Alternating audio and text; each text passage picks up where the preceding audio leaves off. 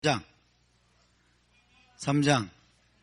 인간의 타락이죠. 그죠? 타락과 범죄 사건, 그리고 에덴 동산에서 쫓겨나는 사건입니다. 4장. 가인과 아벨. 예, 가인과 아벨. 4장 그러면 가인과 아벨이에요. 예. 그리고 가인도 쫓겨나고, 예, 가인도 쫓겨나고. 5장. 아담의 계보. 와, 열민이가 지금 창세기 암송하고 있나요? 신명기 암송하고 있어요. 창세기 암송 누가 하고 있죠?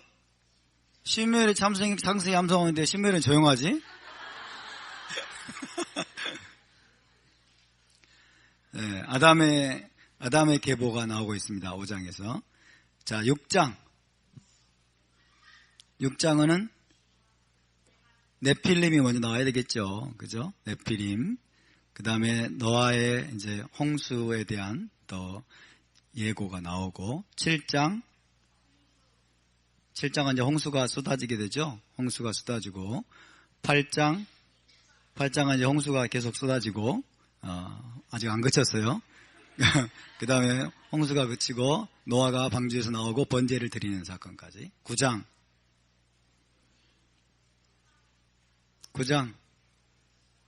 무지개 언약, 그는 노아의 언약이죠. 노아의 언약과 그 다음에 노아가 포도 농사를 짓는 내용이 나오고, 이제 함이 저주를 받습니다. 함의 아들 가나안이 저주를 받죠. 가나안이 저주를 받고. 10장. 네, 노아의 아들들 셈과 함과 야벳의 계보가 나오고 있죠. 10장에. 11장.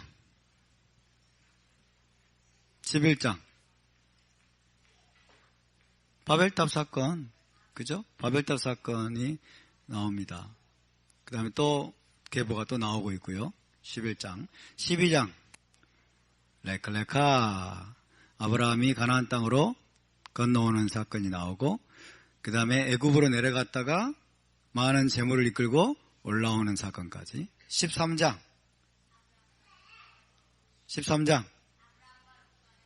롯하고 헤어지는 사건이에요. 그죠? 롯하고 아브라함이 묵묵부답이신 분들은 뭡니까? 눈에 청기가 없으신 분들은 뭡니까? 혹시 졸리는 거 아니시겠죠?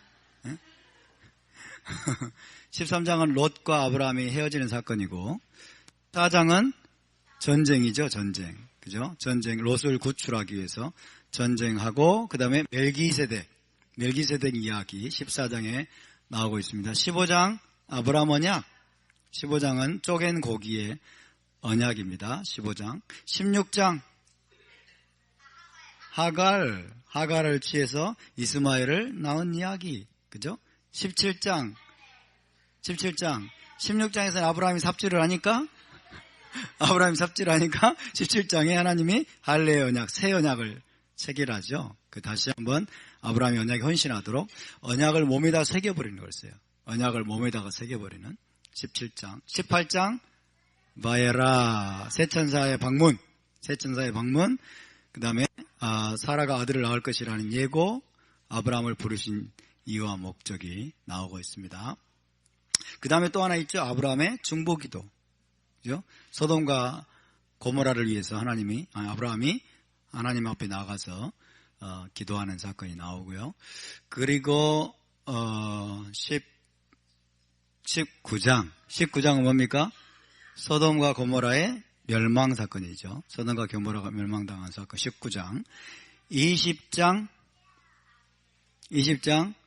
아비멜렉이 사라를 납치한 사건입니다. 사라를 뺏어간 사건. 20장. 21장 이삭의 탄생. 그 다음에 아비멜렉과의 언약. 22장 아케이다. 22장 이삭을 번제로 드린 사건이 나오고, 그 다음에 23장 아직 모르시겠다고요? 23장 하예 사라의 죽음. 그 다음에 막벨라고를 매입한 사건이 나오고 있습니다. 24장 니부가 어디로 데리고 가?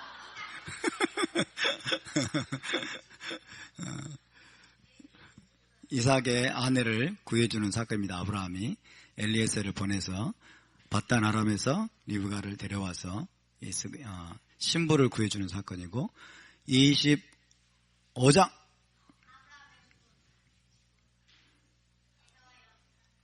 네, 열민이가 나보다 더 잘하는 것 같아요.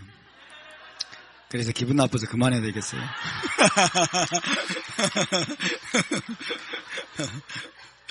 나는 생각이 안 나는데 열민이를 막 하니까 기분 나빠서 그만해야 되겠어요. 네, 이렇게 하다 보면 금방 여러분 익숙해지고 알게 돼. 머릿속에 딱 들어와야 돼. 이제 계속 이 토라 낭독의 사이클에 들어온 지 얼마 안 되신 분들은 너무 낙담하지 마시기 바랍니다. 매년 반복되니까 잘 따라오시면 이게 딱 잡히게 돼요. 그러면 이제 계속해서 창세기를 읽는데 계시록이 생각나고 막 이렇게 됩니다. 그래서 성경 전체가 일관된 메시지를 여러분 전하고 있음을 믿으시기 바랍니다. 아멘. 일관된 메시지를 전하고 있어요. 자, 성경에 나오는 최초의 선지자는 누구일까요? 성경에 나오는 최초의 선지자는 누구일까요? 뭐예요? 노아예요? 아브라함이에요? 누구예요? 에? 자, 노아라고 생각하시는 분은 한번 들어보세요. 노아라.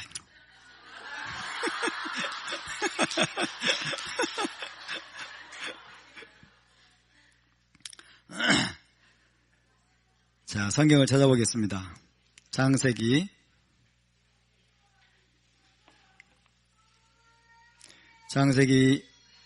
20장 창세기 20장 7절 창세기 20장 7절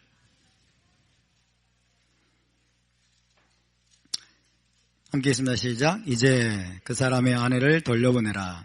그는 선지자라. 그죠? 최초의 선지자가 누구예요? 아브라함이에요. 노아에 대해서 선지자라고 말한 구절이 있어요? 없어요? 없어요. 하나님이 직접 최초의 선지자를 언급하고 계십니다. 아비멜렉에게. 그죠? 그래서 선지자라는 단어가 이게 제일 먼저 나옵니다. 그는 선지자라. 나비, 그랬어요. 나비. 키 나비후. 그는 선지자라. 그러니까 선지자가 하는 일은 뭡니까? 중보 기도를 하는 거예요, 여기서는. 그가 너를 위하여 기도하리니. 그죠? 아비멜렉을 위해서 기도할 것이니. 그래서 기도라는 단어가 이게 또 처음 나옵니다.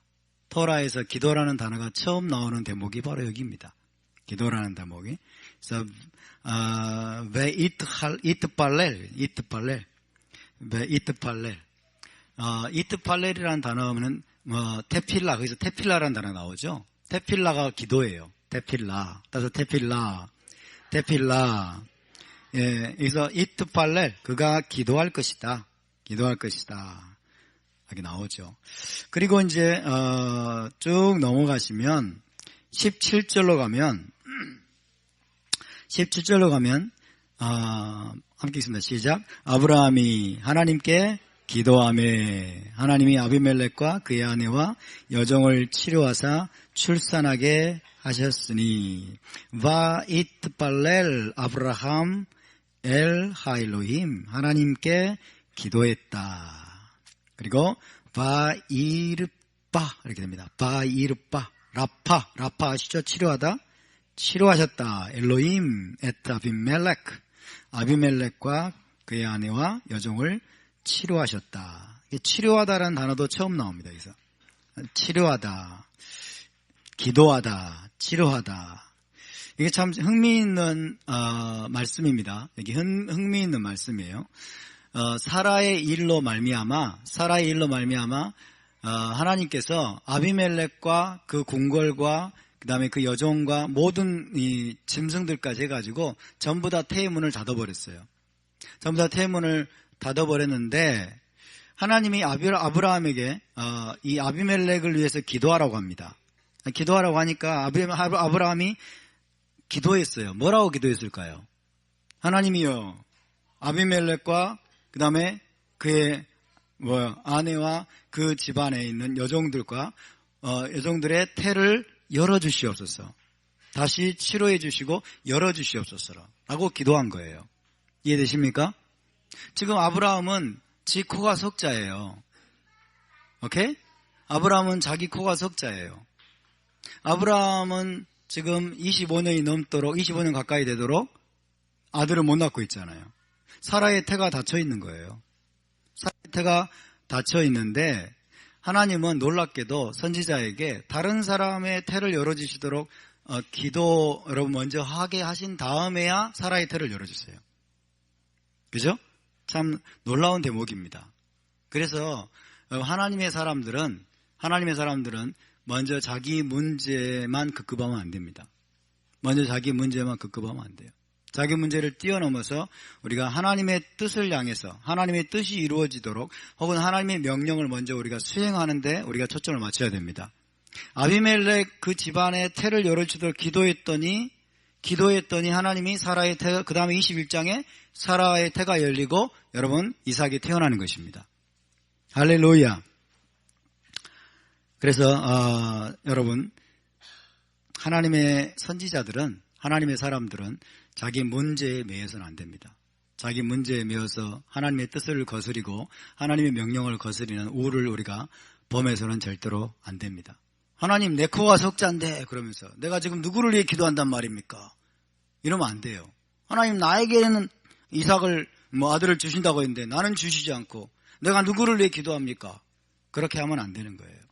아비멜렉을 위해서 기도했을 때 그 집안에 태가 열리도록 기도하고 여러분 하나님이 치료하신 다음에 비로소 하나님이 아브라함의 집에 태가 열리고 이삭이 탄생했다는 사실을 여러분 기억하시기 바랍니다. 아멘.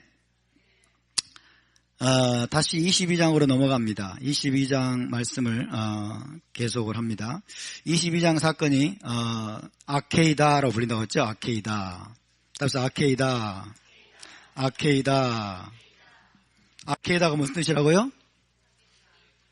아케이다가 묶임이라고 했죠. 묶임. 이삭의 묶임 사건. 이삭이 결박을 당하고 묶이고 그 다음에 이삭이 번제물로 희생당한 사건을 기록하고 있는 내용입니다. 굉장히 중요한 내용이고 하나님이 여기서 엄청난 계시를 열어주고 계시고 하나님이 놀라운 메시아적인 비밀을 여기서 하나님이 보여주고 계십니다. 그래서 유대교가 기독교를 공격하는 내용 중에 하나가 이것입니다. 유대교와 기독교에 대해서 공격하는 내용 중에 하나가 뭐냐면 인신제사예요. 인신제사. 사람의 몸이 인신이라면 사람이라는 뜻이죠. 인신제사. Human sacrifice.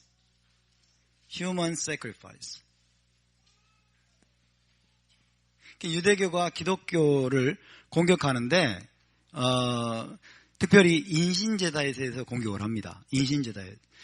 무슨 말이냐면 토라에 따르면 사람을 제물로 바치는 것, 그걸 인신제사라고 합니다. 사람을 제물로 바치는 것은 하나님이 엄격하게 금지하신 것인데 어떻게 예수가 십자가의 제물로 죽어서 많은 사람들의 죄를 사한다는 말이냐? 토라에 따르면 인신제사, 사람을 제물로 바치는 것은 이것은 불법이다. 이것은 불법이기 때문에 예수가 십자가에 달려 죽었다면은 그는 메시아가 아니다는 거예요. 그는 메시아가 아니고 그런 일은 있을 수도 없다. 그는 하나님의 선지자도 아니고 그는 메시아도 될 수 없다. 왜? 그 자체가 불법이기 때문에. 들어가세요. 아가씨. 나오지 말고. 굉장히 담대해졌어요. 옛날에는 저만 보면 막 피해서 숨고 이러더니 굉장히 담대해졌어요. 자, 그렇게 유대교는 여러분 기독교를 공격합니다. 예수가 십자가에 달려 죽었다. 사람의 목숨이 사람을 제물로 하나님께 바쳤다. 그것은 반토라적인 것이다. 그것은 토라의 토라에 나와 있지 않은 것이고, 그래서 그건 잘못된 것이다. 이런 주장을 하는 사람들을 이제 이런 주장하는 사람들이 누구냐면 엔타이 미셔너리들이 그래요. 엔타이 미셔너리. 선교사, 기독교 선교사 반대 활동가들입니다. 기독교 선교사를 반대하는, 뉴욕에서든 뭐 이스라엘에서든 기독교 선교사들을 쫓아다닙니다. 감시하고, 그러면 활동을 방해합니다. 선교 활동을. 이런 사람들을 엔타이 미셔너리라고 그래요. 기독교 선교사 반대 활동가들이 바로 이런 것들을 가지고 기독교를 공격합니다. 너희가 예수가 십자가에 달려 죽었다고 하는데, 그래서 많은 사람이 죄를 사했다고 하는데, 그것은 토라에 나와 있지 않은 것이다. 그것은 불법이다. 그것은 하나님이 엄격하게 금지하신 것이다. 그렇기 때문에 예수는 선지자도 될 수 없고 메시아도 될 수 없다. 라고 이렇게 기독교 선교사 반대 활동가들이 그렇게 주장을 하면서 기독교의 교리를 반박을 합니다. 정말 그럴까요? 우리가 이것을 좀 살펴보도록 하겠습니다. 자, 이 엔타이 미셔너리들의 주장이 맞는 말일까요? 틀린 말일까요? 네? 분위기상 틀린 말 같아요? 한편으로는 맞는 말이에요. 한편으로는 맞는 말입니다. 근데 다른 한편으로는 틀린 말입니다. 굉장히 그럴싸하게 맞는 말처럼 보이지만 틀린 말이에요. 그래서 우리가 그것들을 좀 제대로 이해해야 될 필요가 있습니다. 먼저 여러분, 토라가 인신 제사를 엄격히 금지한다 라는 말씀은 타나크에 나올까요? 안 나올까요? 나옵니다.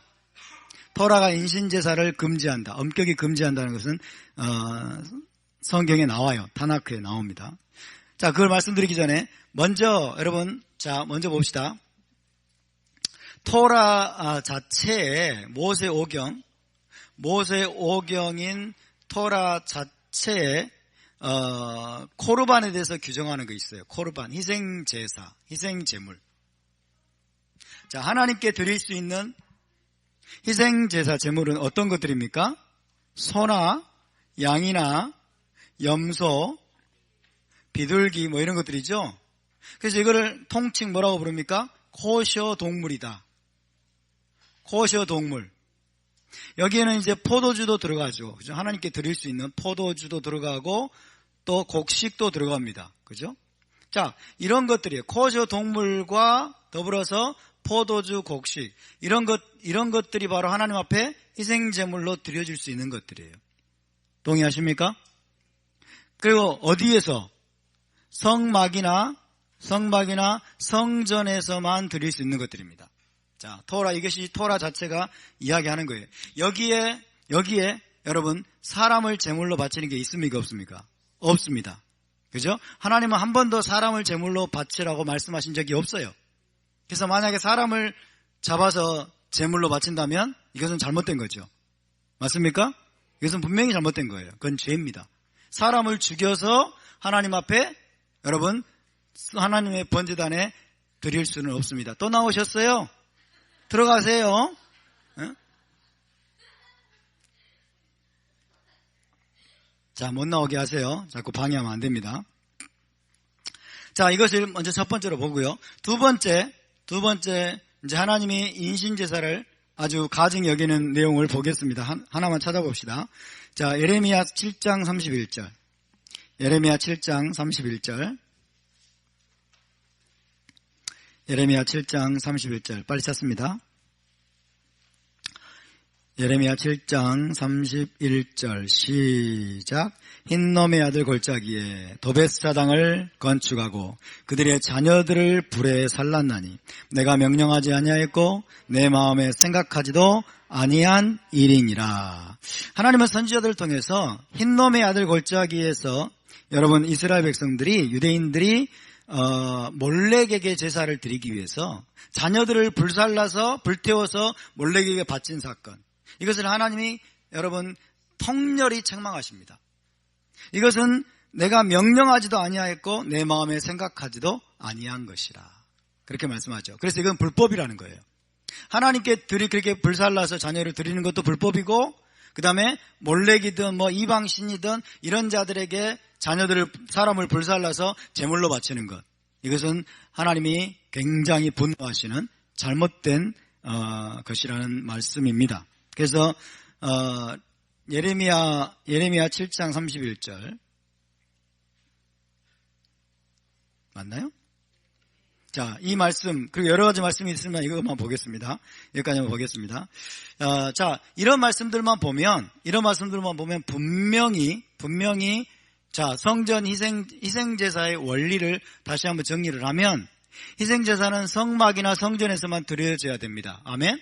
성막이나 성전에서만 드려져야 되고, 희생제사의 종류는 뭐예요? 코시어 동물과 포도주, 곡식 등이어야 됩니다. 이해되시죠? 그리고 희생제사 중에 사람이 들어갈 수 없습니다. 사람의 자녀를 불살라서 여러분 하나님께 바치거나 혹은 이방신에게 바치는 것도 하나님은 가증히 여기십니다. 하나님은 그것을 명령하지 않으셨다고 분명히 말씀합니다. 그렇죠? 동의하십니까? 그러니까 엔타입 이 미셔너리들이 인신제사는 하나님이 엄격히 금지하신 것이기 때문에 만약에 예수가 십자가의 제물로 죽었다면 이것은 불법이다. 그래서 예수는 뭐예요? 선지자도 될 수 없고 메시아도 될 수 없다. 라고 하는 주장은 일견 맞는 말처럼 보입니다. 일면 맞는 말처럼 보여요. 여기까지 이해가 되시면 아멘. 자, 그러나 놀랍게도 인신제사는 human sacrifice, 인신제사는 유대교의 핵심적인 신앙 중에 하나가 되어 있습니다. 지금 인신제사는 human sacrifice는 유대교의 핵심적인 신앙 중에 하나가 되어 있다라는 것입니다. 되어 있는데도 문제는 뭐냐면 이 엔타이 미셔너리들은 그것을 몰래 숨기고 있어요. 그것을 몰래 숨기고 있고 요거만 이야기하는 거예요. 요거만 이야기하고 다른 한편으로는 유대교의 핵심적인 신앙 중에 하나가 뭐냐면 인신제사예요. 인신제사가 유대교의 핵심이에요. 근데 엔타이 미셔너리들은 기독교인들의 무지를 틈타서 이거는 싹 속이고 인신제사가 잘못됐다는 측면만 이야기를 하는 거예요. 오케이입니까? 인신제사를 여러분 잘 들으세요. 사람을 불태워서 죽이거나 사람을 번제로 드리는 행위는 성막과 성전에서는 할 수 없습니다. 아멘? 성막과 성전에서 할 수 없고 또 이 땅에서 여호와 하나님께 그렇게 불태워 죽여서는 안 되고 이방신에게도 여러분 사람을 불살라서 제물로 바칠 수 없습니다. 맞습니까? 이것까지 알아야 이건 사실입니다. 그러나 이것만 알면 안 돼요. 이것만 하면 안 됩니다. 엔타이 미셔너리 숨기고 있는 게 뭐냐? 유대교의 핵심적인 신앙 중에 하나가 인신제사다. human sacrifice다. 다시 말하면 여러분 유대교는요. 인신제사가 human sacrifice가 여호와 신앙의 핵심적인 요소 중에 하나라고 굳게 믿고 있는 것입니다. 다시 말하면 타나크에 나오는 여러 가지 성경 말씀들을 여러분 근거로 해서 유대교는 인신제사의 효력을 확실하게 믿습니다. 인신제사의 효력을 믿고 있다. 인신제사의 효력을 믿는다는 거예요. 자, 설명을 하겠습니다. 인신제사의 효력. 인신제사가 효력이 있다. 효력이 있다는 거예요. 효력이 어떤 효력이 있냐면 속죄의 효력이 있다는 걸 믿는 거예요. 이것이 유대적인 신앙의 중요한 한 가지 요소입니다. 유대교는 다시 말씀드립니다. 유대교는 인신제사의 속죄적인 효력을 굳게 믿습니다. 그런데 아무 인신제사가 아니에요. 아무런 그냥 마구잡이식의 아무런 그런 인신제사가 아니라 어떤 거냐면 의인의 죽음을 말해요. 의인의 죽음은 많은 사람의 죄를 사한다 라는 원리를 믿는 거예요. 의인의 죽음은 많은 사람의 죄를 사한다. 그러니까 의인의 죽음. 아무 인간이 아니고 되는 대로 아무 놈이나 잡아가지고 여러분 죽이면 많은 사람이 죄가 사해진다 이런 게 아니고 의인의 죽음에 의로운 사람. 의로운 사람이 많은 사람을 대신해서 죽을 수 있고, 그죠? 하나님은 특별히 여러분 의인을 취하셔서 의인의 생명을 희생시켜서 많은 사람의 죄를 사하시는 분이라고 유대교가 믿고 있어요. 오케이? 여기까지 이해되시면 아멘. 이해되십니까? 이것이 하나의 원리입니다. 유대교가 지금 굳게 믿고 있는 원리입니다. 자, 하나님께서 의로운 사람의 생명을 취하심으로 많은 사람들의 죄를 용서하신다는 거예요. 용서하신다. 그래서 다른 이걸 바꿔 말하면 많은 사람의 죄를 용서하기 위해서 하나님은 용서하기 위해서 한 의인의 생명을 하나님은 취하신다는 거예요. 한 의인의 생명을 취하기도 하신다는 거예요. 이게 여러분 히브리적인 유대적인 신앙입니다. 그 원리가 잘 나와 있는 게 이사야 53장이에요. 이사야 53장. 자, 이사야 53장을 찾아보겠습니다. 이사야 53장은 한 사람의 의인의 희생을 통해서 많은 사람이 죄사함을 받고 의롭게 될 것임을 분명히 기록하고 있습니다. 자, 이사야 53장 4절에서 6절. 이사야 53장 4절 6절. 4절 6절 천천히 한번 읽어보겠습니다. 시작. 그는 실로 우리의 질고를 지고 우리의 슬픔을 당하였거늘 우리는 생각하기를 그는 징벌을 받아 하나님께 맞으며 고난을 당한다 하였노라. 그가 찔림은 우리의 허물 때문이요 그가 상함은 우리의 죄악 때문이라. 그가 징계를 받음으로 우리는 평화를 누리고 그가 채찍에 맞음으로 우리는 나음을 받았도다. 우리는 다 양 같아서 그릇 행하여 각기 제 길로 갔거늘 여호와께서는 우리 모두의 죄악을 그에게 담당시키셨도다. 할렐루야. 누구 때문에 징벌을 받아요? 우리 때문에. 그죠? 누구 때문에 채찍에 맞아요? 우리의 허물 때문에, 우리의 죄 때문에, 우리의 잘못 때문에. 그죠? 그 한 사람이 징벌을 받고 그 한 사람이 채찍에 맞고 그 한 사람이 결국 죽임을 당한다는 거예요. 우리 모두의 죄악을 하나님이 그에게 담당시켰다는 거예요. 무슨 말입니까? 우리 모두의 죄를 용서하기 위해서. 오케이? 이게 이사야 53장이 지금 이야기하고 있는 내용이에요. 아주 심플하죠? 우리 모두의 죄와 허물을 그가 한 사람이 짊어지고 대신 징계와 고난을 당했고 하나님은 우리 모두의 죄를 그에게 담당시키셨다. 8절로 넘어갑니다. 8절 시작. 그는 곤욕과 신문을 당하고 끌려갔으나 그 세대 중에 누가 생각하기를 그가 살아있는 자들의 땅에서 끊어지면 죽는 거예요. 그죠? 살아있는 자들의 땅에서 끊어지면 마땅히 형벌받을 내 백성의 허물 때문이라 하였으리요. 마땅히 형벌받아 마땅한 내 백성의 허물 때문에 그가 대신 죽었다는 거예요. 이해됩니까? 그가 대신 죽었다. 산 자들의 땅에서 끊어졌다는 거죠. 그러면서 11절 12절을 읽습니다. 시작. 그가 자기 영혼에 수고한 것을 보고 만족하게 여길 것이라. 나의 의로운 종이, 의로운 종, 또 네모를 치세요. 의로운 종입니다. 여러분, 사람은 의인이어야 돼요. 짜디게 짜디. 나의 의로운 종이 계속 자기 지식으로 많은 사람을 의롭게 하며 또 그들의 죄악을 친히 담당하리로다. 할렐루야. 많은 사람들의 죄악을 친히 담당하리로다. 12절. 그러므로 내가 그에게 존귀한 자와 함께 몫을 받게 하며 강한 자와 함께 탈취한 것을 나누게 하리니 이는 그가 자기 영혼을 버려 사망에 이르게 하며 범죄자 중 하나로 헤아림을 받았습니다. 자기 영혼을 버려서 목숨을 버리는 거예요. 사망에 이르게 하며 범죄자 중 하나로 헤아림을 받았습니다. 그러나 그가 많은 사람의 죄를 담당하며 범죄자를 위하여 기도하였느니라. 할렐루야. 여러분, 많은 사람들의 죄를 그가 홀로 담당하고 대신 죽는 거예요. 대신 산자들의 땅에서 끊어지는 거예요. 그러므로 말미암아 많은 사람들의 죄를 용서하고 많은 사람을 의롭게 한다고 하는, 할 수 있다는 이 원리가 하나님이 세우신 원리임을 믿으시기 바랍니다. 이것이 여러분 유대적인 신앙이에요. 그래서 유대적인 신앙은 인신제사를 믿는다 안 믿는다? 인신제사를 믿습니다. 그죠? 인신제사를 믿어요. 인신제사를 믿는다는 원리는 뭐예요? 의인의 죽음을 통해서 많은 사람의 죄가 사하심을 받는다는 거예요. 이해되시죠? 하나님은 한 사람 의인의 생명을 취하심으로 많은 사람들의 죄를 하나님은 용서하신다. 할렐루야. 이게 유대적인 신앙이에요. 이게 유대적인 신앙. 그래서 의인의 죽음으로 많은 죄인이 용서를 받고 생명을 얻는다는 것을 유대인들은 믿습니다. 그래서 여러분, 심지어 유대인들은 어떻게까지 믿냐면요, 어떤 특정한 시대에 어떤 굉장히 의로운 짜딕, 의로운 랍비나 어떤 현인이 까닭 없이 죽었어요.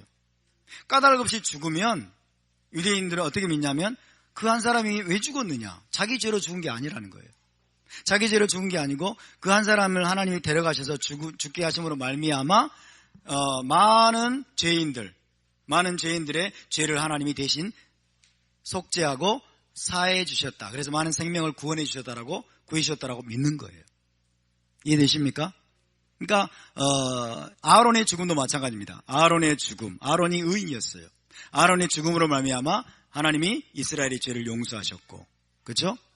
그 다음에 모세가 여러분 가나안 땅에 들어가지 못하고 어때요? 비스가산에서 죽죠. 근데 모세가 계속 뭐라고 이야기했냐면, 너희의 죄 때문에 그래요. 너희의 죄 때문에 하나님이 내게 진노하사. 기억나십니까? 그러니까 온 이스라엘이 하나님 앞에 죄를 범했는데, 그 이스라엘 자손들의 죄를 하나님이 모세에게 다 그냥 덤탱이 씌워서 대신 가나안 땅에 못 들어가 죽게 하시고, 나머지 그 자손들은 하나님이 죄를 용서하셔서 가나안 땅에 들어가게 하신다는 거예요. 오케이? 이게 여러분, 이거 이 원리입니다.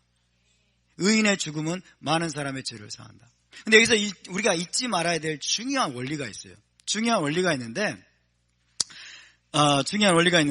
자, 보세요. 자, 봅시다. 이거는, 잘 보세요. 그러니까 조건이 있습니다. 조건은 뭐냐면, 하나님이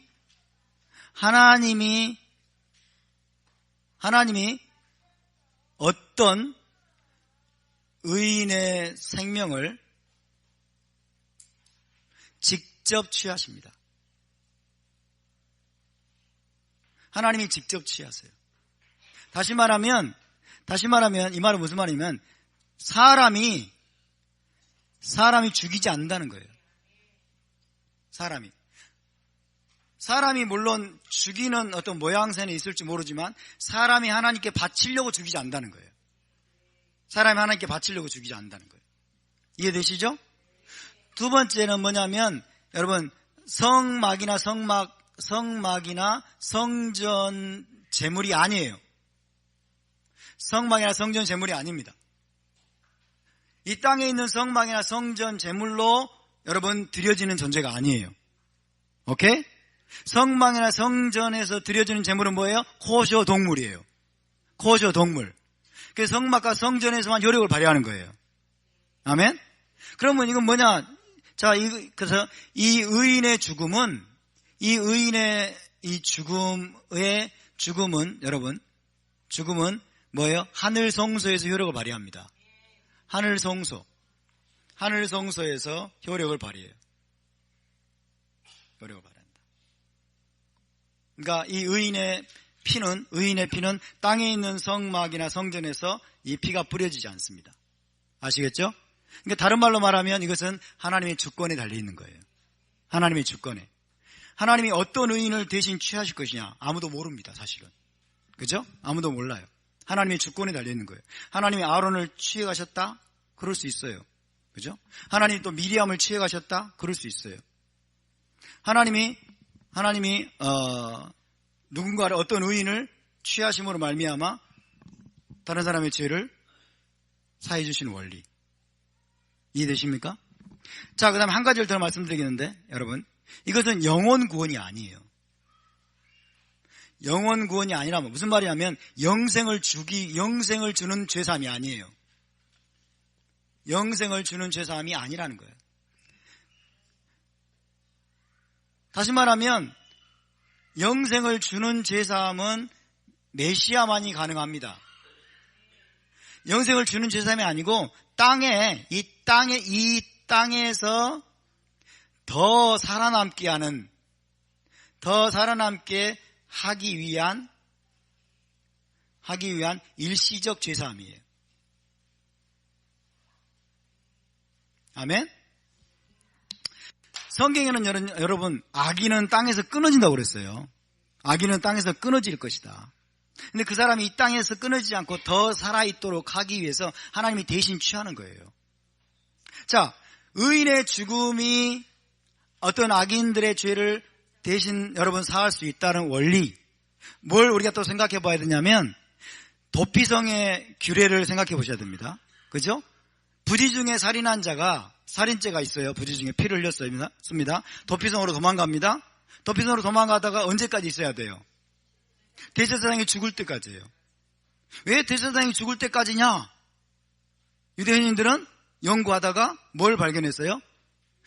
어떤 식으로 작용하는지 모르지만 대제사장의 그 죽음이 이 사람, 이 부지 중에 살인한 자의 죄를 사해주는 효과가 있다는 거예요.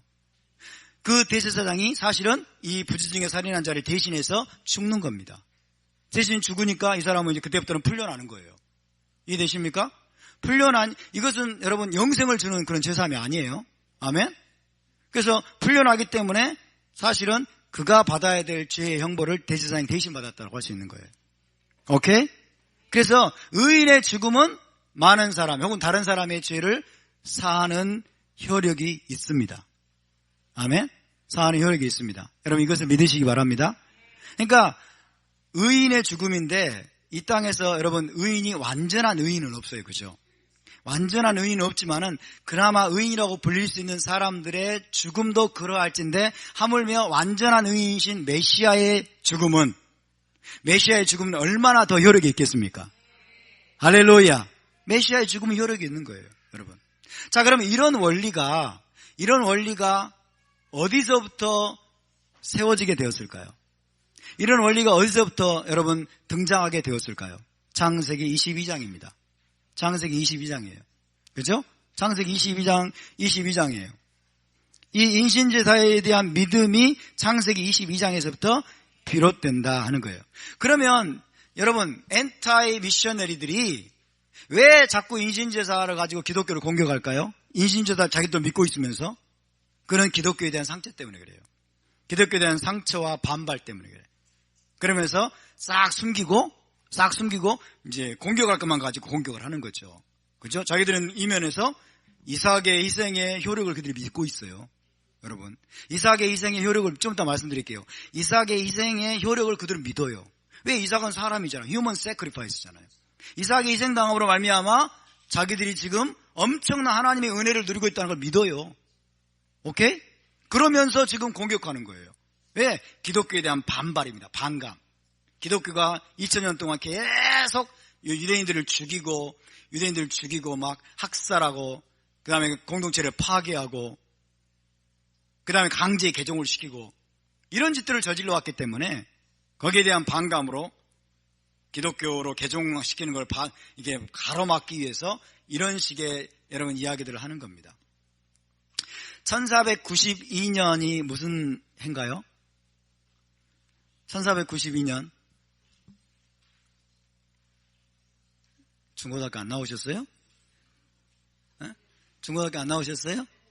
1492년이 무슨 해지? 큰일이네. 1492년이 무슨 해예요? 선사님? Oh no! 어째 이런 일이? 1492년 콜럼버스가 신대륙 발견한 해 모르세요?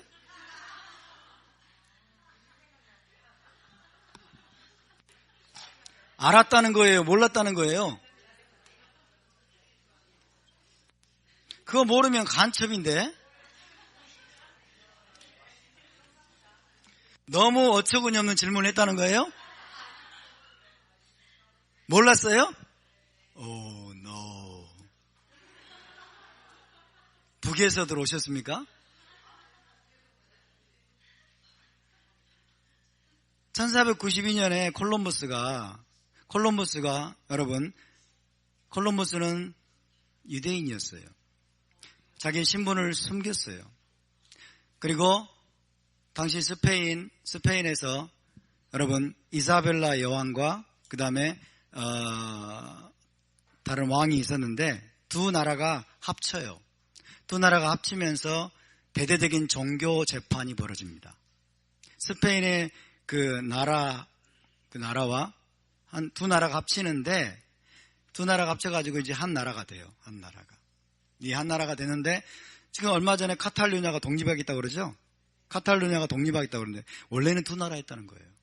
원래는 두 나라였기 때문에 우리 옛날로 돌아가겠다고 지금도 바르셀로나 지역이, 카탈루냐 그 지역인데, 바르셀로나 지역이 지금도 여러분 이 스페인 이 나라하고는 완전히 이질적인 그런 문화를 가지고 있다고 합니다. 반감이 너무 세대요. 그만큼 그 골이 깊어요. 왜? 1492년 그 어간에 이 두 나라가, 두 왕국이 있었는데 합쳐가지고 힘을 합쳐서 대대적인 카톨릭 개종 운동을 일으키고 유대인들을 강제 개종을 시키고 종교 재판소를 설치하고 유대인들을 쫓아내고 그 다음에 개종 안 하는 자들 쫓아내고 그 다음에 이슬람을 몰아내고 이런 일들을 하게 돼요. 그러면서 강제 개종자들이 이제 목숨을 부지하기 위해서 개종을 합니다. 목숨을 부지하기 위해서 개종을 하는데 이들은 뒤에 숨어가지고 돼지고기 안 먹고 그 다음에 쉐마 이스라엘 하고 그 다음에 유대인들 같이 모이고 감시를 해. 그런 자들을 감시해가지고 가짜인지 아닌지 가짜로 개종인지 아닌지 막 감시를 하니까 이 사람들은 여러분 유대인 동족들로부터는 배신자라고 낙인이 찍혀요. 배신자라고 낙인을 찍히고 가톨릭 쪽에서는 뭐예요? 가톨릭 쪽에서는 가짜라고 낙인을 찍혀요. 가짜 개종자들. 그래서 이 사람들을 뭐라고 부르냐면 아누심이라고 부릅니다. 아누심. 따라서 아누심. 오늘 뭐 재채기도 세고 굉장히 오늘 다양한 그런 레파토리로 지금 진행이 되고 있어요. 그러니까 아누심이라는 유대인들이 있어요. 아누심이라는 유대인들을. 그러니까 유대인들의 후손인데 1492년 이 어간에 강제 개종해가지고 자신의 신분을 숨기는 거예요. 자신의 신분을 숨기고 지금까지 이렇게 남미나 그다음에 스페인 계통에 이런 사람들이 상당히 많이 있어요. 그런 사람들이 여러분 숨어서 지금 지내고 있는 거예요. 아누심 이런 사람들이. 그러니까 이런 사람들을 이제 가짜 개종자들 이래가지고 이제 그때 당국에서는 스페인 당국에서 뭐라고 불렀냐면요. 마라노라고 그랬어요. 마라노란 말은 돼지란 뜻이에요. 돼지. 이 돼지 같은 놈들. 그러면서 마라노라고 부르고 그다음에 그런 자들을 막 찾아서 여러분 학살하고 죽이고 쫓아내고 이런 일들을 많이 저질렀어요. 근데 그런 마라노 유대인들, 그다음에 유대인으로서의 법적 지위를 지금 인정받지 못하고 있는데 동족들로부터도 비난받고 그다음에 배신자라는 게 낙인이 찍혀가지고 숨어 지내는 유대인들. 이런 자들을 아누심이라고 합니다. 아누심. 그래서 아누심. 히브리어로 써보면 이렇게 돼요.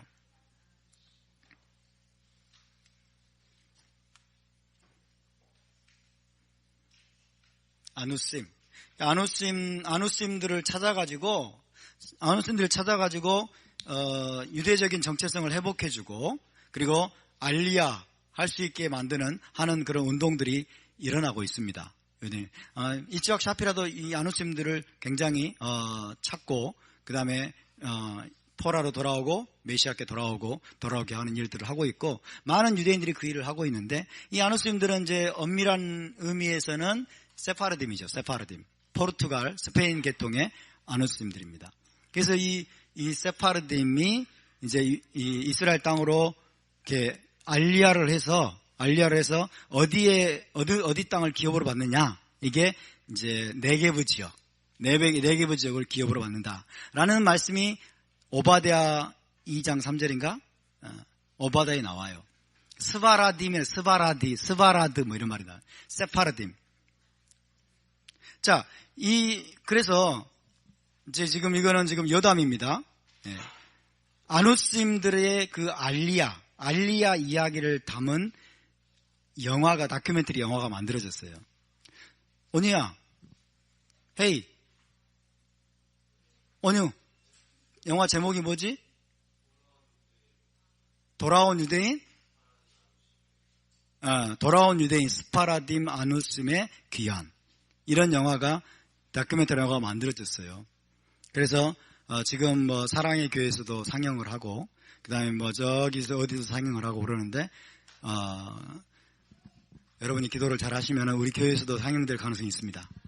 우리 교회에서도 제가 상영 그 담당자에게 지금 메일을 보내놨고 이제 곧 연락을 하기로 그렇게 답신을 받았습니다.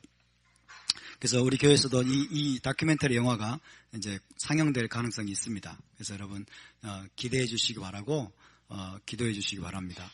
뭔 얘기를 하다가 이렇게 넘어갔냐면 네? 인신제사?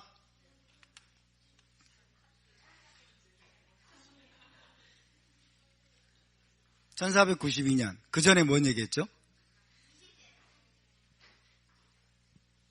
1492년 그 전에 뭔 얘기했어요?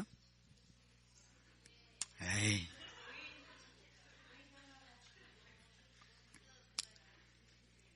자, 어쨌든 유대교의 그 인신제사에 대한 믿음이 창세기 22장에서 비롯이 된다 하는 것을 여러분 기억하시고, 이삭이 번제물로 드려진 사건이죠. 이삭이 번제물로 드려진 사건. 그래서 아케이다라고 했습니다. 아케이다. 따라서 아케이다. 여기서 하나님은 이삭이 도살당하기 직전에 순양을 준비하셨어요. 맞습니까?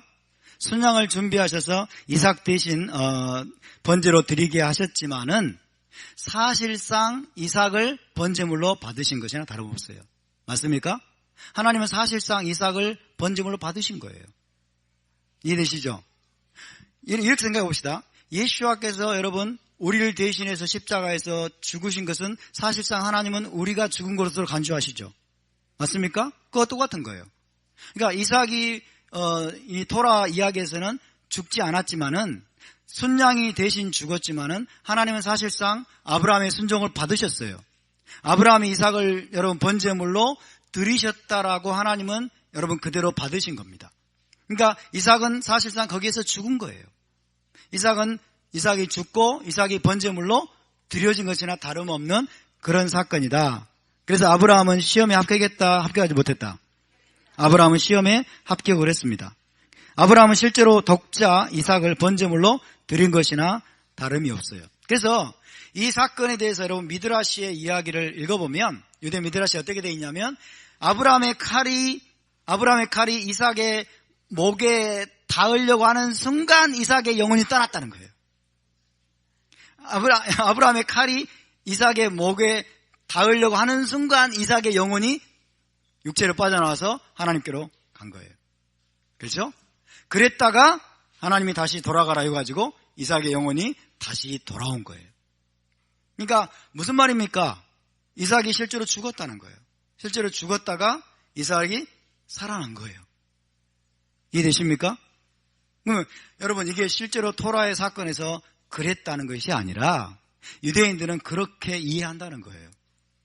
이해한다는 거예요. 설령 또 그렇게 해석해도 무리가 없어요. 그죠? 그래서 실제적으로 이삭이 죽었느냐 안 죽었느냐를 떠나서 여러분 이 창세기 22장의 사건은 이삭이 죽은 거나 다름없습니다. 이삭이 죽었다가 다시 살아난 것이라고 우리가 이해할 수 있습니다. 아멘? 그래서 여러분 유대교에서 죽은 자의 부활의 근거로 삼는 최초의 말씀은 어디예요? 창세기 22장이에요. 창세기 22장. 이삭이 죽었다가 살아난 거예요. 이삭이 죽었다가 살아난 거. 죽은 자의 부활을 증거하는 그런 내용들이 성경에 곳곳에 나오는데 제일 먼저 창세기 22장입니다. 아멘입니까? 그래서 여러분 창세기 22장은 유대인들의 그 희생제사에 대한 믿음이고요. 인신제사, 희생제사의 믿음이고 그 다음에 두 번째로는 부활에 대한 믿음의 근거가 되는 본문이에요. 첫 번째 본문이에요. 부활에 대한 믿음의 근거가 되는 첫 번째 본문이다. 자, 여러분 아브라함의 믿음도 무엇이었을까요? 아브라함이 왜 자기 독자 이삭을 바치라고 하는 하나님의 명령을 순종하고자 작정했을까요?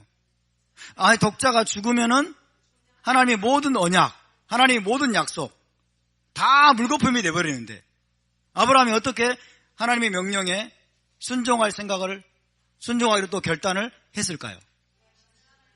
그렇죠. 아브라함은 부활신앙을 가지고 있었습니다. 번제물로 드리더라도 하나님이 그를 다시 살릴 것을 믿었습니다. 아멘? 이것이 아브라함의 신앙이었어요. 자, 성경을 보겠습니다. 히브리서 히브리서 11장 17절에서 19절.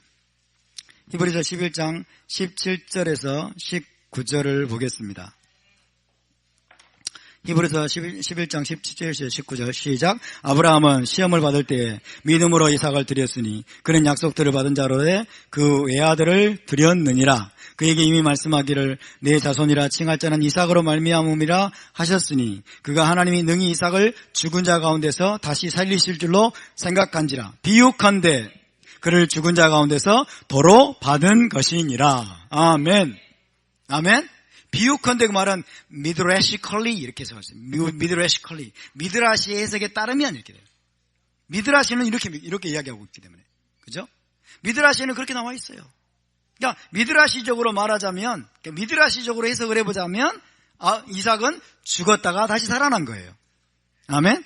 그러니까 아브라함은 이삭을 여러분 죽은 자 가운데서 다시 받은 것입니다. 다시 도로 받은 것입니다. 할렐루야. 그래서 여러분 창세기 22장의 본문은 우리가 생각하는 것보다 훨씬 더 중요한 본문입니다. 인신제사, 특히 의인의 대리 희생을 통해서 많은 사람의 죄가 사해진다는 신앙. 잘 들으세요. 의인의 대리 희생을 통해서 의인이 대신 죽음으로 인해서 많은 사람의 죄가 사해진다는 이 원리가 최초로 계시된 본문이 창세기 22장이에요. 이해되시죠? 하나님이 지금 그걸 가장 중요하게 지금 계시하기를 원한 거예요. 아브라함을 통해서. 의인의 대리 희생을 통해서 많은 사람의 죄가 사해진다는 이 원리. 이것이 여기서 먼저 여러분 소개가 되고 있고, 그 다음에 두 번째로는 뭐예요? 부활의 신앙. 그죠? 부활 신앙. 죽은 자를 하나님은 살리시는 분이라고 하는 이 신앙이 또 여기서 계시가 되고 있습니다. 자, 유대인들은 다시 한번 질문을 던집니다. 정말 인신제사를 믿을까요? 인신제사를 정말 믿을까요? 인신제사의 효력을 믿을까요? 다 설명해놓고 이제 질문하니까 여러분이 대답이 예로 나오는데, 탈무드에 보면 이런 내용이 있습니다. 탈무드에 보면 이런 내용 잘 들어보세요. 바벨론 포로에서 돌아온 유대인들이 예루살렘 돌아와서 성전을 짓고자 했는데 도대체 번제단을 어디에다 세워야 될지를 모르겠어요. 번제단을 어디에다 세워야 될지 그 장소가 정확히 어딘지 몰라서 곤혹스러워하고 있는데, 갑자기 기적적인 환상을 통해서 이삭의 이삭의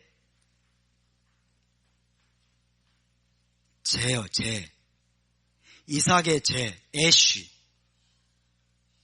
이삭의 제가 쌓여있는, 이삭의 제가 놓여져 있는 장소를 보고서 거기가 바로 번제단을 세울 장소인 줄을 알았다고 합니다. 신비하죠? 그죠? 이삭의 제가 쌓여져서 놓여져 있는 거예요.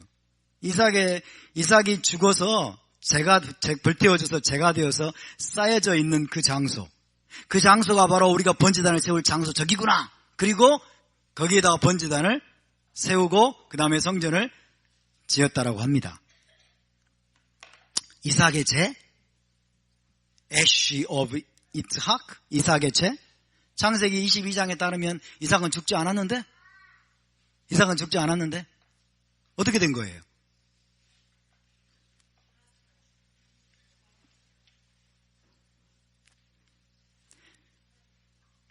아까 말씀드렸죠. 이건 미드라시적인 해석입니다. 미드라시적인 해석. 자, 미드라시적으로 해석을 하면 이삭은 창세기 22장에서 죽었습니다. 그죠? 창세기 22장에 죽었고, 아브라함이 이삭을 번제로 드렸고, 하나님도 이삭의 희생을 받으셨다 안 받으셨다? 받으셨다는 거예요. 그죠? 그래서 미드라시적으로 말하고 있는 거예요. 이삭의 희생이 드려진 그 장소. 그죠? 그래서 이삭의 제라는 말을 쓰는 겁니다.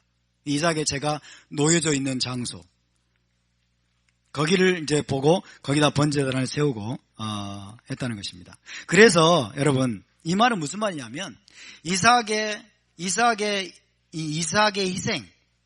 희생이 어제도 말씀드렸습니다만은 이삭의 희생이 이제 성전 제사의 근거가 된다는 거예요. 성전 제사의 근거. 하나님이 이삭의 희생을 받으시고 이삭의 희생을 받으시고 그 자손들에게 성전 희생제사를 드릴 수 있는 특권을 주셨다는 거죠. 그죠? 성전 희생제사는 뭐라고요? 하늘의 왕을 섬길 수 있는 특권이라고 그랬죠? 하늘의 왕께 가까이 나가서 그분을 섬길 수 있는 특권이에요. 그러니까 이삭의 희생이 여러분 효력이 있는 겁니다. 이삭의 희생으로 말미암아 유대인들에게, 이스라엘 백성에게 성전 제사를 드릴 수 있는 근거가 주어졌다는 거죠. 그러니까 창세기 22장은 사실상 온 유대적인 여러분 유대인 공동체의 존재 자체를 가능케 하는 중요한 본문인 거예요. 그죠? 성전을 떠나서는 유대인들의 삶을 이야기할 수가 없습니다. 그죠? 예루살렘 성전을 여러분 빼고는 유대인들의 삶을 이야기할 수가 없어요. 근데 예루살렘 성전 제사를 가능케 한 게 22장의 사건이라는 거예요. 오케이? 하나님은 그걸 내다본 거예요. 이것을 먼저 말씀하시고, 그죠? 이렇게 해서 하나님이 이삭의 희생을 통해서 성전 제사를 가능케 하실 뿐만 아니라 나중에 여러분 이삭을 이루시기 오신 메시아의 희생까지 이게 이어지게 됩니다. 오케이? 자, 그래서 성전 제사를 드릴 수 있는 근거가 된다고 믿을 뿐만 아니라 더 놀라운 게 있어요. 여러분, 이스라엘 백성들이 애굽에서 나올 때, 출애굽할 때 이제 6월절 어린 양의 피를 문설주와 문인방에 발랐습니다. 그죠? 문설주와 문인방에 바를 수 있게 하신 근거가 또 이삭의 희생이라는 거예요. 다른 말은 무슨 말이냐면 이삭의 희생을 하나님이 기억하셔서 애굽에 있는 이스라엘 백성들에게 은혜를 베푸시고, 그죠? 은혜를 베푸시고 결국 이스라엘 백성들을 애굽에서 건져내시다는 거예요. 오케이? 이삭의 희생을 기억하셔서 애굽에 있는 이스라엘 백성들을 하나님이 건져내시고 구원하셨다. 그리고 이삭의 희생의 근거에서 문설주와 문인방에 피를 바르게 하셨다는 거죠. 오케이? 네. 이것이 유대인들의 해석입니다. 또 그리고 여러분 그리고 이제 그것만이 아닙니다. 그것만이 아니고 그러니까 이제 이렇게 생각하셔야 돼요. 유대교의 그 믿음은 뭐냐면, 유대인들의 믿음은 뭐냐면 이삭의 희생이, 잘 보세요. 이삭의 희생이 뭐가 있다는 거예요? 속죄에 있다고 믿는 거예요. 오케이? 여러분 그걸 믿으셨습니까? 안 믿으셨습니까? 안 믿었죠? 몰랐죠? 그렇죠? 이삭의 희생이 속죄의 효력이 있다는 거예요. 아까 어떤 원리를 말씀드렸어요? 의인의 죽음으로 말미암아 많은 사람들의 죄가 속죄받을 수 있다고 그랬죠? 많은 사람 죄가 사해질 수 있다고 그랬죠? 하나님은 한 사람 의인의 생명을 취하심으로 말미암아 많은 사람들의 죄를 하나님이 용서하시고 이 땅에 계속해서 살아있게 하실 수 있다. 그죠? 이런 원리를 지금 유대인들이 믿고 있어요. 이삭의 희생, 이삭의 죽음, 이삭의 희생이 속죄의 효력이 있다고 믿고 있는 거예요. 그것이 뭘로 나타났어요? 출애굽 사건으로 나타났다고 믿고 있어요. 믿거나 말거나. 출애굽 사건으로 나타나고 믿고 있어요. 그리고 여러분, 로시 하샤나가 뭐예요? 나팔절이죠? 로시 하샤나 때 나팔을 부는 사람이 나팔을 불기 전에 이런 기도를 드립니다.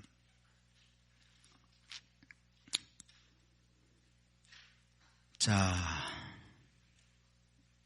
어디 갔냐?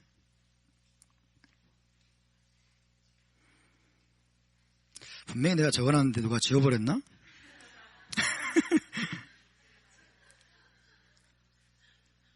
자, 이삭의 희생이 온 이스라엘 자손에게 있구나. 자, 유대인들은 로시 하샤나 때 나팔을 불기 전에 이런 기도를 드린다고 합니다. 잘 들어보세요.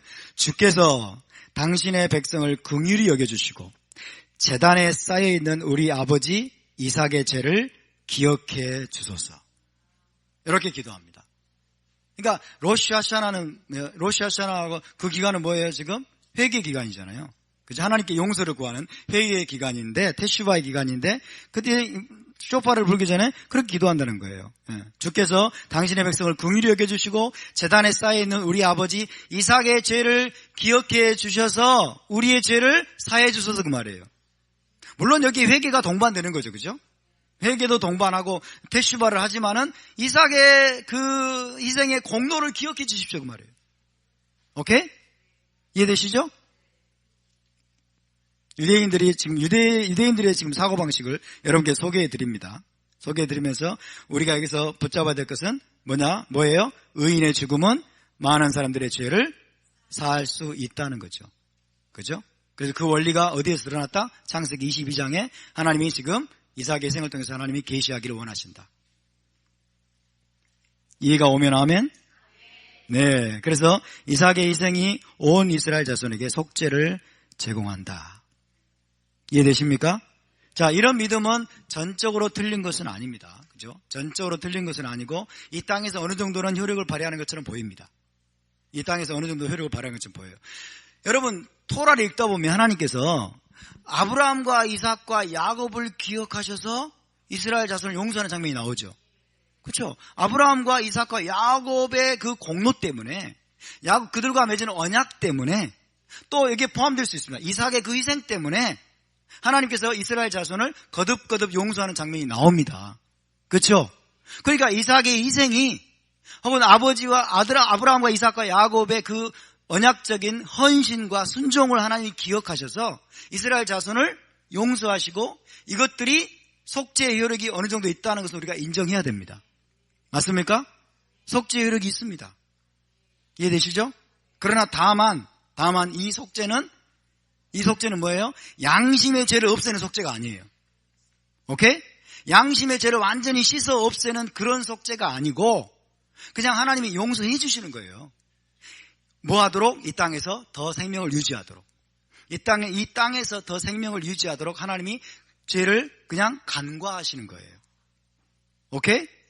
근데 메시아의 희생은 뭐예요? 메시아의 피는, 완전한 의인이신 메시아의 죽음은 우리의 양심의 죄를 사하죠? 우리의 양심의 죄를 씻는다는 것은 뭐예요? 영생을 주신다는 거예요. 올람 하제에서 올람 하바로 들어가게 만든다는 거죠. 오케이? 차이가 있습니다. 비슷하면서 차이가 있어요. 그죠? 비슷하기 때문에 이걸 그림자라고 그러는 거예요. 그래서 이삭의 희생은 그림자다. 메시아의 희생은 뭐예요? 실체예요, 실체. 할렐루야. 메시아의 희생은 실체입니다. 그래서 여러분, 이삭의 희생이 이스라엘 자손에게 여러분, 부분적으로 속죄를 가져온다면, 이삭의 희생, 이삭의 죽음으로 인해서 이스라엘 자손에게 부분적인 속죄의 효력이 있다면, 완전한 의인이신 예수와의 희생은 얼마나 더 놀라운 효력이 있겠습니까? 그죠? 엄청난 효력이 있겠죠. 올람 하제에서 올람 하바로 우리를 데려가는 효력이 있습니다. 우리의 양심의 죄를 씻어서 우리에게 영생을 주시는 효력이 있습니다. 이것이 예수와의 희생의 여러분 능력입니다. 자, 여러분께 이제 묻겠습니다. 예수와 한 사람의 죽음으로, 예수와 한 사람이 십자가에서 달려 죽음으로 말미암아 많은 사람의 죄가 사함을 받고 많은 사람이 용서를 받고 영생을 얻을 수 있다는 것은 토라적입니까? 반토라적입니까? 토라적이죠? 그러면 엔타이 미셔너리들의 주장이 사실입니까? 가짜입니까? 가짜입니다. 가짜입니다. 저와 여러분의 믿음은, 우리의 신앙은, 우리가 예수와를 믿는 것, 예수와를 따르는 것은 철저하게 토라에 근거돼야 돼요. 토라에 근거해야 돼요. 아멘? 토라에 근거하지 않으면 우리는 가짜를 믿고 있는 거예요. 여러분, 기독교의 모든 신앙이 토라에 근거해야 될 줄로 믿습니다. 토라와 충돌하면 안 돼요. 토라와 여러분 모순을 일으키면 안 됩니다. 왜? 토라는 인류에게 주어진 최초의 계시입니다. 그죠? 하나님이 과거에 이렇게 말씀하셨는데 나중에는 이렇게 뒤집는 하나님이다. 그거는 믿을 수 없는 하나님이고 가짜예요. 가짜. 할렐루야. 그래서 이 인신제사의 내용은 너무나 중요한 내용입니다. 그래서 인신제사는 반토라적이고 그 다음에 성경에 어긋나는 것이고 불법이다. 예수가 십자가에 죽은 것은 불법이고 하나님의 인신제사를 받지 않으시고 사람이 죽어가지고 다른 사람의 죄를 사하는 것은 유대교는 믿지 않고, 유대교는 그냥 각 사람이 자기 죄를 자기가 하나님 앞에 회개해가지고 용서받는 거지 누가 대신 죽는 게 아니고, 이렇게 여러분 우리 기독교인들을 이게 호도하고 이런 것은 완전히 잘못된 것이에요. 이해되십니까? 다만 성전에서의 제사와 그 다음에 의인의 죽음의 제사를 우리가 구별해야 됩니다. 성전에서 드려지는 제사는 뭐예요? 코셔 동물이 죽어야 돼요. 코셔 동물. 아시겠죠? 포도주 곡식은 드려질 수 있어요. 그러나 성전이 아니라 하늘의 성소에서 효력을 발휘하는 의인의 죽음으로 말미암아 많은 사람이 죄사함 받는다는 원리는 성전을 벗어나는 거예요. 이해되시죠? 그래서 사람이 이 사람 의인이니까 죽이자 이렇게 할 수 있는 게 아니에요. 그죠? 이 사람 의인이니까 우리가 죽여가지고 우리 죄사함 받자 이게 아니에요. 그래서 하나님의 주권에 달려 있습니다.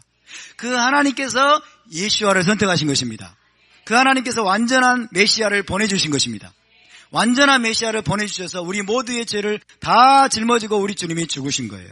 우리 주님이 죽으셨을 뿐만 아니라 창세기 22장의 그림에 따르면 그분은 죽었다가 다시 살아나셨습니다. 죽었다가 다시 살아나셨어요. 할렐루야. 그분은 지금 살아계십니다.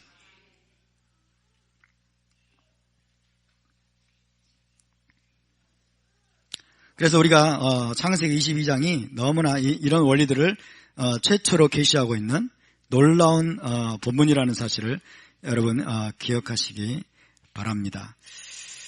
자, 오늘 이제 마무리하면서요. 오늘 오전에 지금 여러분과 나누려 했던 내용들을 다 이제 나눴고요. 아브라함의 여정이 이번 주로 해서 거의 마무리가 됩니다. 다음 주는 아브라함 얘기가 나옵니다만은 이제 이삭으로 넘어가요. 이삭으로 넘어갑니다. 그래서 우리가 지금 이 아브라함의 여정을 면밀하게 살펴보는 이유, 가장 큰 이유는 뭐예요? 아브라함의 믿음을 본받기 위함입니다. 아멘. 아브라함의 믿음의 발자취를 우리가 따라가기 위함이에요. 아브라함의 믿음이 어떤 믿음이었느냐? 아브라함의 믿음이 어떤 믿음이었느냐? 제가 정리를 좀 해드리겠습니다. 우리도 아브라함의 신앙을 가져야 됩니다. 아멘. 아브라함의 믿음이 어떤 믿음이었느냐? 그래서 진짜 히브리 뿌리는 뭐냐면 진짜 성경적인 믿음은 처음을 회복하는 것이라고 했어요. 그죠? 처음을 회복하는 거예요. 여러분, 이 여호와 신앙의 선두주자, 여호와 신앙의 기수가 누구였어요? 아브라함이었어요. 아브라함. 그래서 아브라함의 믿음이 무엇이었느냐? 간략하게 요약을 하겠습니다. 아브라함의 믿음, 아브라함의 믿음의 여정, 뭐 이렇게 말할 수도 있겠고, 아브라함의 믿음이 어떤 믿음이었느냐? 우리가 본받아야 될 아브라함의 믿음. 첫 번째로 하나님의 명령과 규례와 율례와 법도, 한마디로 토라죠. 법도를 준행했습니다. 아멘. 하나님의 명령과 규례와 율례와 법도를 준행하였음이니라. 하나님이 분명하게 말씀하셨죠? 그죠? 나옵니다. 26장에. 하나님의 명령과 규례와 율례와 법도에 순종하고 준행하였다. 여러분, 토라 준행이 우리가 회복해야 될 첫 번째 아브라함의 유산입니다. 아브라함의 유산입니다. 첫 번째가 토라 준행. 토라를 준행하는 것. 그러려면 부지런히 배워야 되겠죠? 부지런히 배워야 됩니다. 두 번째는 하크나사트 오르힘입니다. 하크나사트 오르힘. 오전에 말씀드렸어요. 하크나사트 오르힘. 이것은 뭐냐면 나그네를 대접하는 것. 손님 접대. 영어로는 hospitality라고 합니다. hospitality. 하크나사트 오르힘. 손님들을 접대하는 것. 불쌍한 자들, 가난한 자들을 대접하고 구제하는 것. 짜다카까지 다 포함이 된다고 말씀드릴 수 있겠어요? 하크나사트 오르힘. 따라서 하크나사트 오르힘. 이것이 유대적인 아브라함 신앙의 굉장히 중요한 특징입니다. 하크나사트 오르힘. 구제하고 그 다음에 손님들을 접대하는 신앙입니다. 세 번째는 뭘까요? 세 번째는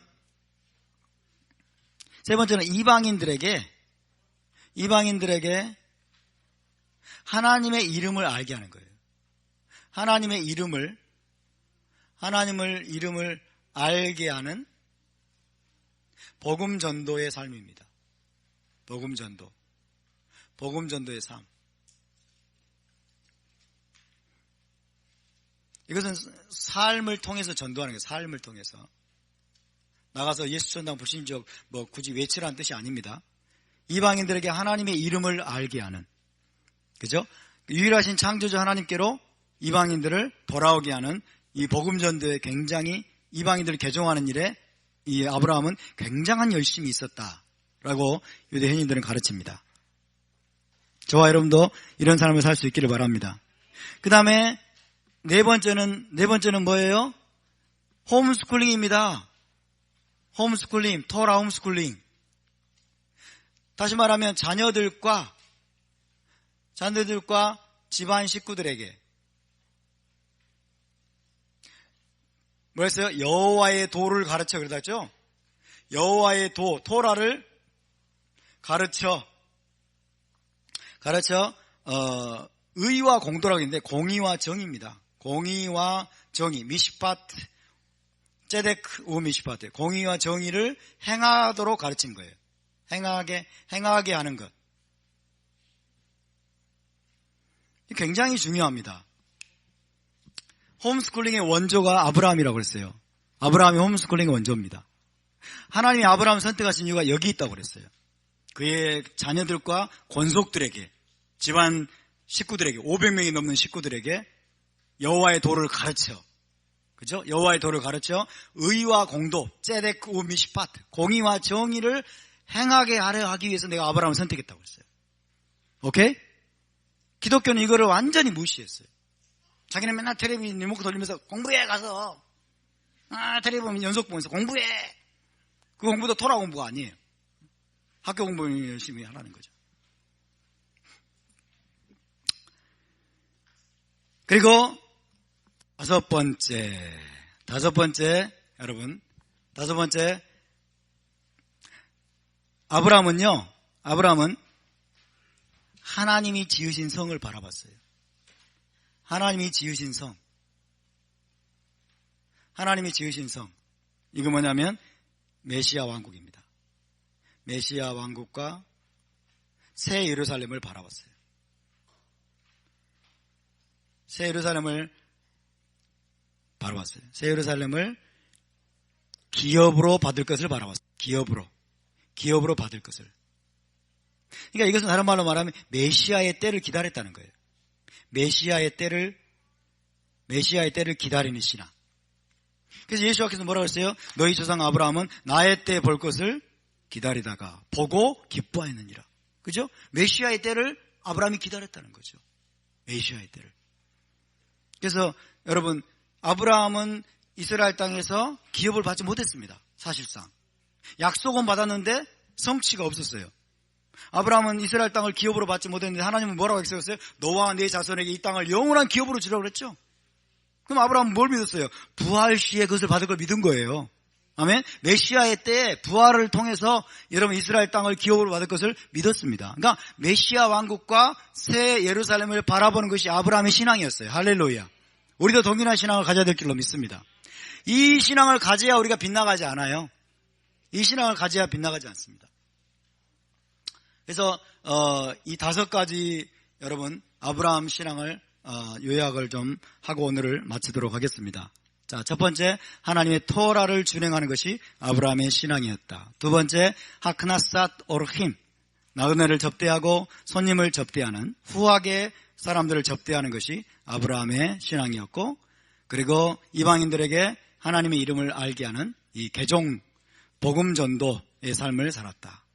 그리고 자녀들과 권속들에게 토라를 부지런히 가르쳐서 공의와 정의를 행하게 하는 삶을 살았다. 그리고 마지막으로는 터가 있는 성, 하나님이 직접 지으신 성, 새 예루살렘, 메시아 왕국을 바라보는 그런 믿음을 가졌다 하는 것입니다. 저와 여러분이 이 아브라함의 신앙을 본받게 되기를 주님의 이름으로 축복합니다. 기도하겠습니다. 하나님 감사합니다. 바이에라, 이 말씀을 통하여 아브라함의 믿음이 무엇인지, 아브라함이 어떤 삶을 살았는지, 아브라함이 어떻게 믿음의 모든 테스트를 다 극복하고 믿음의 아버지, 모든 믿는 자의 아버지가 되었는지를 주님 우리가 보게 하시고 배우게 하시고 이 토라의 말씀을 우리 마음판에 새기게 하심을 감사합니다. 주님, 아브라함과 같은 믿음의 사람들이 계속해서 일어나게 하여 주시옵소서. 예수와 이름으로 기도하옵나이다. 아멘. 우리 하나님께